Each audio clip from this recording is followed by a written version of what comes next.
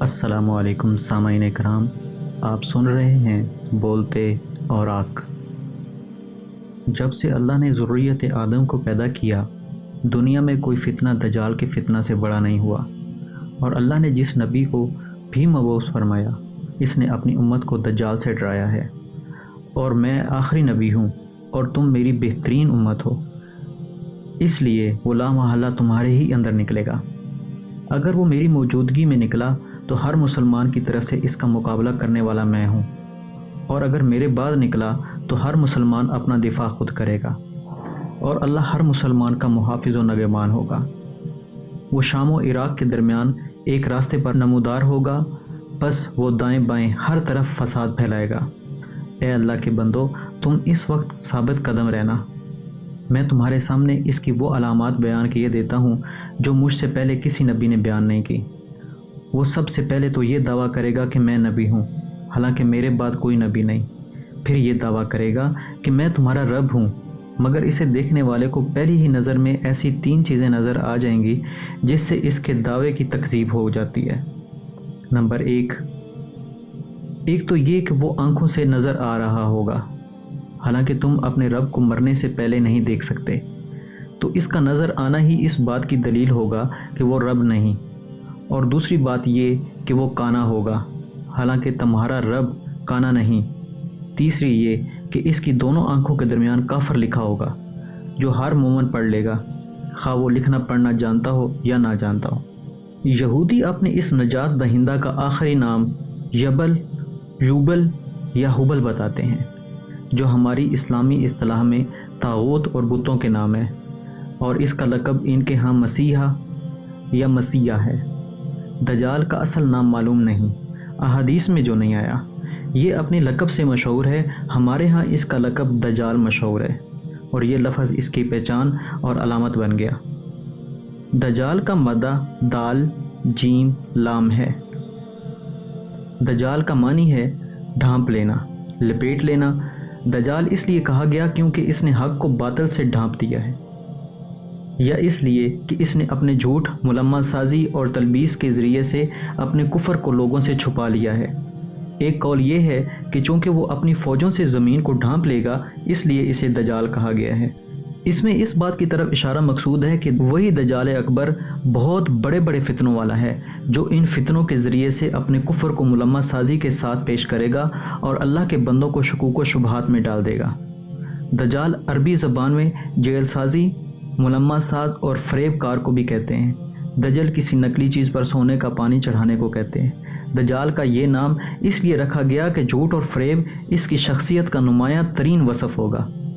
وہ ظاہر کچھ کرے گا، اندر کچھ ہوگا۔ اس کے تمام دعوے، منصوبے، سرگرمیاں اور پروگرام ایک ہی محور کے گرد گردش کریں گے، اور وہ ہے دجل اور فریب۔ اس کے ہر قول و فعل پر دھوکہ دہی، غلط بیانی کا سایہ ہوگا۔ اس کے کوئی چیز، کوئی عمل، کوئی قول اس شیطانی عادت کے اثر سے خالی نہ ہوگا۔ اس کا ایک معنی ایسی مرہم یا لیپ جس کی تہ جلد پر بچھا کر بدنمائی چھپائی جاتی ہے۔ آپ اس تعریف کو سامنے رکھیں اور ان خوشنما الفاظوں کو دیکھیں جنہیں مغربی میڈیا، جو دجال کی پہلی عالمی پریس کانفرنس سے لے کر اس کی عالمی وقتی اقتدار تک اس کی نمائندگی کا فرض انجام دے گا، اس نے واضح کر رکھا ہے، اور ان کے سارے اپنی خونخواری، سنگ دلی اور قتل و غارت گری کا چھپا رکھا ہے۔ مثلا انسانی حقوق، اشتراکیات، جمہوریت، معاشی خوشحالی، معاشرتی مساوات، فلاح و بہبود کی خاطر خاندانی منصوبہ بندی، فنون لطیفہ، قانون و دستور، یہ سب الفاظ محض نعرے ہیں، ان کے پیچھے صرف سراب ہے۔ دجال اکبر کا نام مسیحا کیوں رکھا گیا؟ اس کے بارے میں بہت سارے اقوال ہیں، مگر سب سے زیادہ واضح قول یہ ہے کہ دجال کو مسیح کہنے کی وجہ یہ ہے کہ اس کی ایک آنکھ اور ابرو نہیں ہے۔ ابن فارس کہتے ہیں مسیح وہ ہے جس کے چہرے کے 2 حصوں میں سے ایک حصہ مٹا ہوا ہے، اس میں نہ آنکھ ہو اور نہ ہی ابرو، اس لیے دجال کو مسیح کہا جاتا ہے۔ پھر انہوں نے حضرت حذیفہ رضی اللہ تعالیٰ عنہ کی سند سے رسول اللہ صلی اللہ علیہ وآلہ وسلم کی اس حدیث سے استدلال کیا ہے، جس کا ترجمہ ہے بلا شبہ دجال مٹی ہوئی آنکھ والا ہے جس پر ایک غلیظ بھدا سا ناخونہ پھلی ہے۔ ہمارے ہاں مسیحا کا لفظ حضرت عیسیٰ علیہ السلام کے لیے بھی بولا جاتا ہے۔ دجال کون ہے؟ دجال کہاں ہے؟ دجال کب برآمد ہوگا؟ فتنہ دجالیت کا آغاز تو یقیناً ہو چکا۔ اس کا سربراہ اعظم کون ہوگا، اس کا نقطہ عروج کون سا لمحہ ہوگا، اور ہم اس لمحے سے کتنے دور ہیں، یا ہم دجال کے عہد میں ہی جی رہے ہیں؟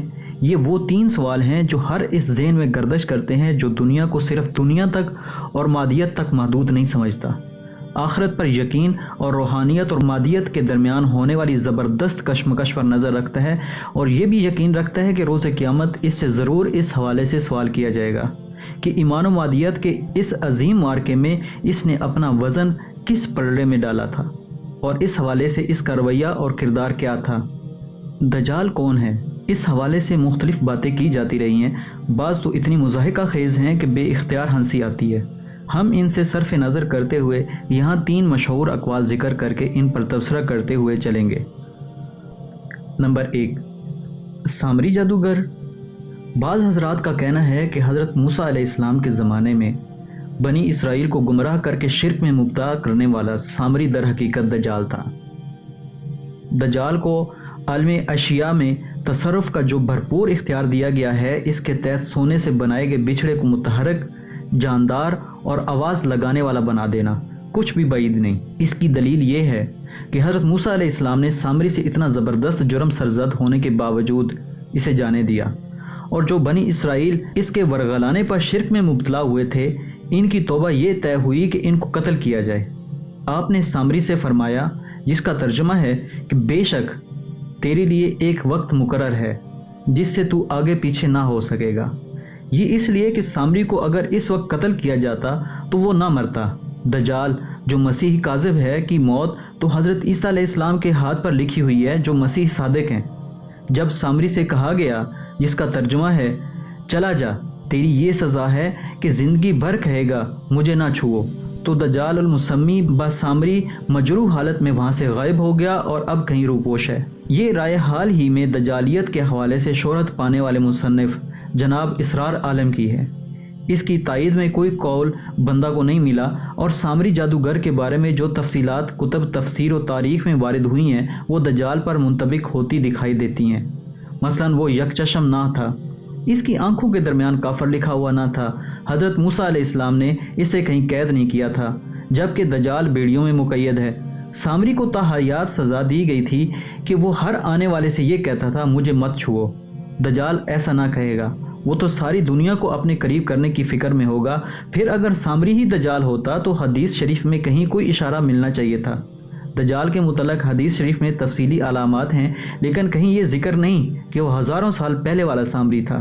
بعض اہل علم کی رائے ہے کہ اس سے ہیرم آبیف یا آصف مراد ہے۔ یہ سیدنا حضرت سلیمان علیہ السلام کے دور میں ہیکل سلیمانی کے 9 بڑے معماروں کا سربراہ گرینڈ ماسٹر تھا اور جنات سے تعلق رکھتا تھا۔ یہودی مذہبی داستانوں کے مطابق اس کو معاذ اللہ فرشتوں نے کائنات کی تعمیر کی جادوئی راز بتا دیے تھے۔ اس سے وہ راز لینے کے لیے اسے قتل کر دیا گیا۔ یہود کی بدقسمتی دیکھیے کہ وہ اللہ کے سچے پیغمبر حضرت سلیمان علیہ السلام سے اپنی نسبت کرتے ہیں، لیکن ان کی اطاعت نہیں کرتے، ان پر جادو کے جھوٹے بہتان لگاتے ہیں، جبکہ وہ دوسری طرف وہ ہیرم آبیف کو دیوتا تصور کرتے ہیں۔ ان کے مطابق قرآن شریف میں جو یہ مذکور ہے، اور ہم نے جنوں کو اس سلیمان کا تابع فرمان بنا دیا، جن میں ہر قسم کے معمار اور غوطہ خور تھے۔ ان معمار جنوں میں ہیرم آبیف بھی تھا، نیز آیت قرآنی اور ہم نے آزمایا سلیمان کو اور ڈال دیا اس کی کرسی پر ایک جسم سے یہی ہیرم آبیف مراد ہے، جس نے مسخ شدہ یہودی روایات کے مطابق سلیمانی انگوٹھی چرائی تھی اور تخت سلیمانی پر قابض ہو گیا تھا۔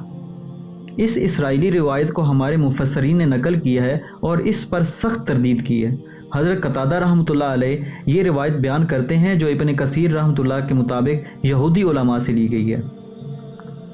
حضرت سلیمان علیہ السلام کو حکم دیا گیا کہ بیت المقدس اس طرح تعمیر کریں کہ لوہے کی کوئی آواز سننے میں نہ آئے۔ انہوں نے بہت کوشش کی لیکن کامیاب نہ ہو سکے۔ تب انہوں نے ایک جن کے بارے میں سنا جس کا نام آصف تھا۔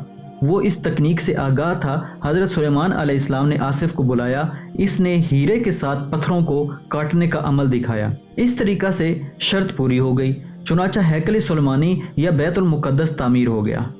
ایک دن حضرت سلیمان علیہ السلام غسل کے لیے جا رہے تھے۔ انہوں نے اپنی انگوٹھی آصف کے حوالے کی، یہ انگوٹھی بہت مقدس اور سلیمان علیہ السلام کی سلطنت کی مہر تھی۔ ایک اور روایت کے مطابق سلیمان علیہ السلام نے یہ انگوٹھی اپنی ایک بیوی کو دی جس سے آصف نے لے لی۔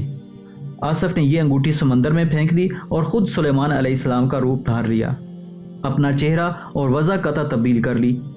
اسی طرح آصف نے سلیمان علیہ السلام کی سلطنت اور تخت چھین لیا۔ آصف نے سلیمان علیہ السلام کی ہر چیز پر اختیار حاصل کر لیا سوائے بیویوں کے۔ اب اس نے ایسی بہت سی چیزیں کرنا شروع کر دیں جو اچھی نہیں تھیں۔ حضرت سلیمان علیہ السلام کے ایک صحابی تھے، جس طرح حضرت عمر رضی اللہ تعالی عنہ حضرت محمد صلی اللہ علیہ وآلہ وسلم کے صحابی تھے۔ ان کو شبہ ہو گیا کہ سلیمان علیہ السلام کے روپ میں آصف ہے، چنانچہ انہوں نے آصف کا امتحان لیا۔ ساتھی نے آصف سے ایک سوال پوچھا جس کا جواب اس نے تورات کی تعلیمات کے خلاف دیا۔ اب سب لوگوں کو اندازہ ہو گیا کہ یہ شخص سلیمان علیہ السلام پیغمبر نہیں۔ انجام کار حضرت سلیمان علیہ السلام نے اپنی سلطنت واپس لے لی اور آصف کو گرفتار کر لیا۔ یہ واقعہ تفسیر ابن کثیر جلد 4 صفحہ 400 پر ہے۔ یہودی چونکہ حضرت سلیمان علیہ السلام کے سچے پیروکار اور ماننے والے نہیں تھے، انہوں نے اس داستان میں کئی توہین آمیز واقعات شامل کر دیے۔ علامہ ابن کثیر رحمۃ اللہ علیہ فرماتے ہیں، اہل کتاب یہودیوں کا ایک گروہ اس بات پر ایمان نہیں رکھتا تھا کہ حضرت سلیمان علیہ السلام اللہ کے پیغمبر ہیں، اس لیے زیادہ امکان یہی ہے کہ ایسے لوگوں نے یہ داستانیں وضع کر لی ہیں۔ الغرض ہرم آبیف نامی انسانی جن یا جناتی انسان یہود کی محرف داستانوں کے مطابق کائنات کا گرینڈ آرکیٹیکٹ تھا۔ اسے مقدس ہیکل کے کلس پر لے جایا گیا۔ اس کی ایک آنکھ خراب تھی، اس پر مرتے وقت تشدد کیا گیا جس سے اس کا حلیہ بگڑ گیا۔ یہود کے نزدیک جی کا حرفی اشارہ گاڈ کی طرف نہیں، یہ the grand architect of the universe کا مخفف ہے۔ یہود اس کو اپنا دیوتا اور مسیحا خیال کرتے ہیں اور کلوننگ کے ذریعے اس کو دوبارہ زندہ کرنے کی امید پر سائنسی تجربات کیے جا رہے ہیں۔ فری میسن کی تیسری ڈگری کی تقریب، یہ آخری ڈگری ہے جو غیر یہود کو دی جاتی ہے، میں یہ الفاظ استعمال ہوتے ہیں: ما، آ، تا، نیب، سین، آ، ما، آ، تا، با، آ۔ یہ قدیمی مصری زبان ہے۔ اس کا معنی ہے عظیم ہے فری میسنری کا مستند ماسٹر، عظیم ہے فری میسنری کا جذبہ۔ اس میں سینئر ماسٹر سے یہی نیم انسان نیم جن قسم کا بد عقیدہ و بد عمل شخص مراد ہے۔ یہودی چونکہ اس مردہ کو زندہ کر کے اٹھانے کی فکر میں ہیں، لہٰذا وہ ماسٹر میسن بنانے کی تقریب کو رائز اٹھانے کی تقریب کہتے ہیں، بنانے کی تقریب نہیں کہتے۔ یہود کو اپنے ماسٹر اور کائنات کے گرینڈ آرکیٹیکٹ کی نعش کو جینیٹک سائنس میں مہارت کے ذریعے اٹھانے کی امید ہے۔ یہ رائے یہود کی مخصوص مذہبی روایات کے مطابق تو درست ہو سکتی ہیں، مگر فی الحقیقت کسی طرح صحیح نہیں ہے، اس لیے کہ حدیث شریف کے مطابق دجال مردہ نہیں ہے، زندہ ہے۔ اس کی نعش کسی سائنسی عمل سے زندہ نہیں ہوگی، البتہ جب اللہ تعالیٰ کا حکم ہوگا اس کے جناتی قسم کے زندہ وجود کو دنیا میں فساد پھیلانے کے لیے رہائی مل جائے گی۔ مفسر، محدث، مورخ یا محقق نے آج تک یہ بات نہیں کہی کہ دجال ہیکل سلیمانی کے معماروں میں شامل تھا، پھر اسے مار دیا گیا اور پھر اسے یہودی زندہ کریں گے۔ جہاں تک بات یہودی مذہبی داستانوں کی ہے تو ان کا کہنا ہے کہ یہود کی بربادی کا سبب یہی گھڑنتو قصے کہانیاں ہی تو ہیں۔